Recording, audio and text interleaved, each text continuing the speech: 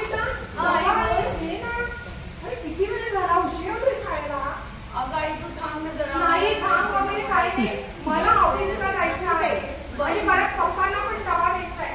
तुला कळत कसं नाही. पण खरं सांगू का, मला मी शाळेत जायला आवडत नाही. नाही असं चालणार मला आणि माझ्या मैत्रिणीला पण आई आवडत नाही. हे बॅग पॅक कर आणि शाळेत चल पटकन. अरे आता मला ना तुला काय सांगायचं माहितीये का की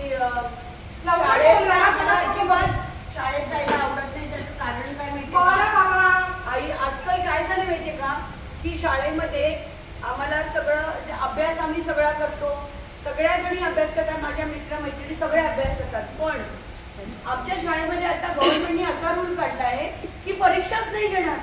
अहो एक गोष्ट सांगा, परीक्षा नाही घेतली तर आमचं टॅलेंट कसं करणार. आम्ही किती बारकं, मला IAS ऑफिसर व्हायचं आहे किंवा मला मिलिटरीत जायचं आहे, हे जे मी ठरवलं ते कसं होणार. म्हणजे मी अभ्यास न करता आणि मी कितीही छान लिहिलं तरी मी पास होणार, हे मला पटत नाहीये. म्हणून मी आपल्याला कसंही करून शाळेत जावं लागेल. तुला मी एक सांगते आई, तुम्ही काय करा माहितीये, तुम्ही सगळ्या आई, सगळ्या मुलांच्या आई वडील आणि टीचर्स सगळ्यांनी मिळून एक लेटर द्या गव्हर्नमेंटला.